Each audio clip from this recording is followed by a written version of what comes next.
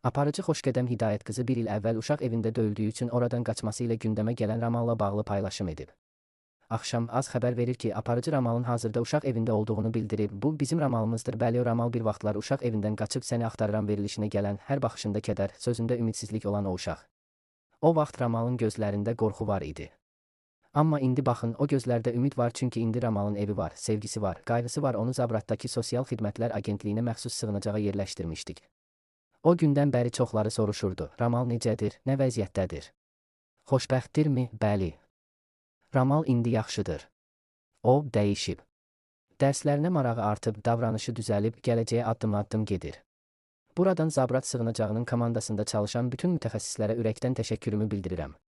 Siz Ramala sadəcə sığınacaq yox, sevgi verdiniz. Siz onun həyatına işıq oldunuz, amma bu görüntülərin arxasında bir dərs var, bir sual var. Niyə Ramal kimi uşaqlar tənha qalır? Niyə valideyn sevgisindən məhrum böyüyürlər? Valideynlərə səslənirəm, uşaqlarınızı atmayın. Əgər onları saxlaya, böyüdə, sevməyə gücünüz çatmayacaqsa, xahiş edirəm, dünyaya gətirməyin. Çünki uşaq atıldığı günü deyil, unudulduğu günü itir. Uşaqlarımıza sevgimizi əsirgəməyək, çünki uşaqlar sevilmək üçün yaranıblar. Unutmayaq, uşaqlara verilən hər sevgi gələcəyin ən gözəl sərmayəsidir. Uşaqlarınızı sevin, qoruyun, atmayın. Valideyn olmaq qanla deyil, qəlblə yazılır. Qeyd edək ki, Ramal mən orada qalmaq istəmirəm. Bizi hər gün beşalka ilə döyürlər. Bizə tərbiyəsiz şeylər göstərirlər. Orada Elvin adlı uşaq var. Müəllim ona tapşırdı ki, get bunun ayağını qır gəl. O da gedib uşağın ayağını qırdı.